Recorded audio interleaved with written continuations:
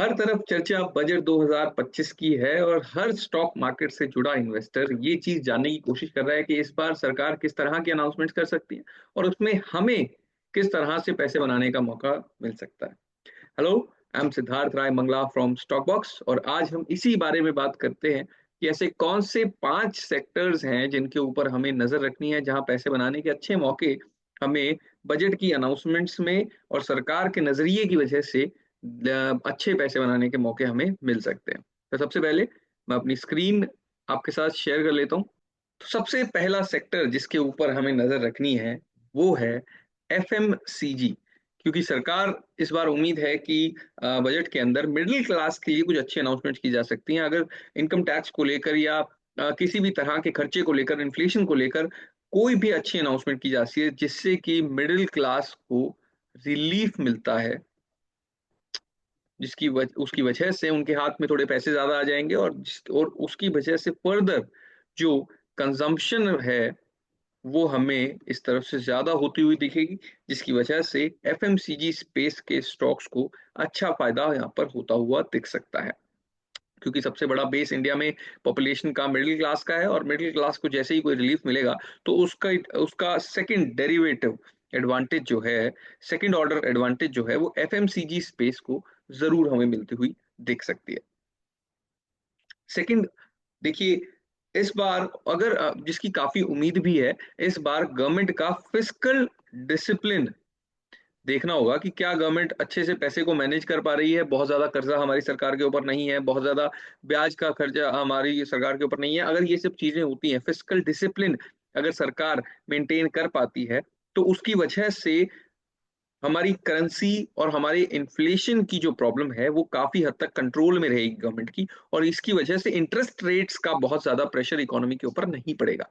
जिसकी काफी ज्यादा उम्मीद भी है। तो अगर ऐसा होता है तो ये एनबीएफसीज के लिए बहुत अच्छा होगा, क्योंकि इंटरेस्ट रेट्स बढ़ते हैं बहुत ज्यादा। तो वैसे ही उसकी एनबीएफसीज का जो मेन प्रोडक्ट है लोन्स, उसकी डिमांड, लोन्स एंड सेविंग्स, उनकी डिमांड थोड़ी सी कम हो जाती है। तो ऐसे में अगर इंटरेस्ट रेट्स थोड़े से नॉर्मल रहते हैं, फिस्कल डिसिप्लिन सरकार का बना रहता है, तो एनबीएफसीज और उनके प्रोडक्ट्स की डिमांड अच्छी खासी बनती हुई दिख सकती है। जैसे ही इंटरेस्ट रेट्स थोड़े से कम होने की अगर जगह हमें दिखती है, अगर इंटरेस्ट रेट्स कम होंगे तो फिर लोन लोन प्रोडक्ट्स की डिमांड धीरे धीरे इकोनॉमी के अंदर बढ़ती जाती है, जो कि एक अच्छा सिग्नल होगा एनबीएफसी स्पेस के लिए। तो इस चीज के ऊपर हमें नजर रखनी है कि फिस्कल डिसिप्लिन से लेकर सरकार की क्या पोजीशन इस बार बजट में निकल कर आती है।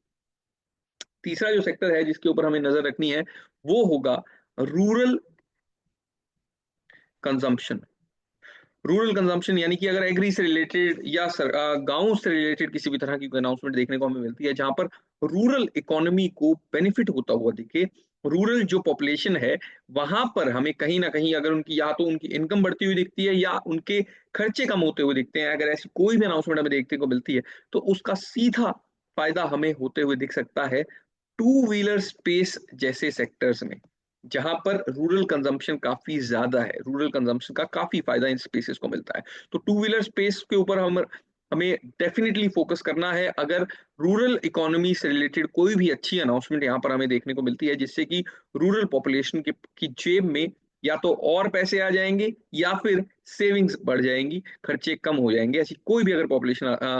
अनाउंसमेंट हमें देखने को मिलती है तो उसका सीधा बेनिफिट टू व्हीलर स्पेस को डेफिनेटली हमें होता हुआ दिख जाएगा। नेक्स्ट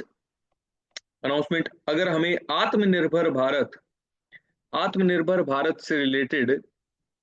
जिसकी इसकी भी इस तरह की अनाउंसमेंट्स की भी काफी उम्मीद है। अगर हमें आत्मनिर्भर भारत से रिलेटेड कोई भी अनाउंसमेंट्स, बड़ी अनाउंसमेंट्स सरकार की तरफ से होती हुई दिखती हैं तो उसके अंदर सरकार कहीं ना कहीं डिफेंस स्पेस के ऊपर जरूर जोर डालने की कोशिश कर सकती है। अगर ऐसा होता है तो डिफेंस स्पेस के ऊपर बहुत ज्यादा अच्छी बुलिश हमें यहाँ पर व्यू बनाकर चल सकते हैं, क्योंकि काफी समय से डिफेंस का जो सेक्टर है उसकी परफॉर्मेंस पिछले कुछ समय से कोई बहुत ज्यादा अच्छी नहीं रही है। स्पेशली जब ये सरकार का नया टर्म जब से शुरू हुआ तब से कोई बहुत अच्छी परफॉर्मेंस डिफेंस स्पेस से हमें आती हुई नहीं दिखी है। उससे पहले बहुत अच्छे मोमेंटम के अंदर थे, बट कुछ टाइम में थोड़ा डिसअपॉइंट इन्वेस्टर्स को डिफेंस स्पेस ने किया है। बट अगर आत्मनिर्भर भारत से रिलेटेड और डिफेंस स्पेस से रिलेटेड इस पॉलिसी के अंदर कुछ बड़ी अनाउंसमेंट देखने को मिलती है तो उसका बेनिफिट जरूर हमें डिफेंस स्पेस के अंदर आता हुआ दिख सकता है। Last but not the least, that is PLI scheme, या फिर पीएलआई स्कीम के अंदर अगर हम और स्पेसिफिक जाएं तो क्योंकि सरकार सोलर को बहुत प्रमोट करने की कोशिश करती है, ये सरकार पिछले कुछ समय से काफी प्रमोट किया है, और फर्दर अगर इस बजट में इसी तरह की और कोई अच्छी अनाउंसमेंट हमें आती हुई दिख जाएगी तो उसका डेफिनेटली बेनिफिट हमें पावर स्पेस की बड़ी कंपनीज को मिलता हुआ दिखेगा, स्पेशली वो कंपनीज जो सोलर के अंदर काफी फोकस्ड और काफी हेवीली काम करती हैं। तो हमें इसके ऊपर जरूर नजर रखनी है कि इस तरह की कोई भी अनाउंसमेंट्स अगर देखने को मिलती हैं तो पावर स्पेस उसका बहुत बड़ा बेनिफिशियरी होगा। तो दीज वर द 5 सेक्टर्स, सबसे बड़े सेक्टर्स जिनके ऊपर हमें बजट की अनाउंसमेंट्स के अंदर नजर रखनी है। इसके अलावा अगर आपकी नजर में भी कोई और सेक्टर्स हैं जो सरकार की अनाउंसमेंट से जिनके ऊपर एक बड़ा इंपैक्ट हमें देखने को मिल सकता है, पॉजिटिव या फिर इधर ऑन द नेगेटिव साइड, तो फिर आप कमेंट्स के अंदर हमें जरूर बताना। बट इसके बाद हम बजट के बाद भी हम एक पोस्ट बजट वीडियो भी डेफिनेटली बजट की एनालिसिस के ऊपर जरूर करते हुए जरूर बनाएंगे। बट अभी के लिए इन पांचों सेक्टर्स के ऊपर हमें डेफिनेटली नजर रखनी है, और कमेंट्स में आप जरूर बताना कि इसके अलावा कौन से सेक्टर्स हैं जिन पर बजट में हमें जरूर नजर रखनी है। तो इसी तरह से मिलते हैं बजट के बाद एक पोस्ट बजट वीडियो में। अभी के लिए अगर आपको ये वीडियो अच्छा लगा तो please like share and subscribe to the Stock Box channel. Thank you very much.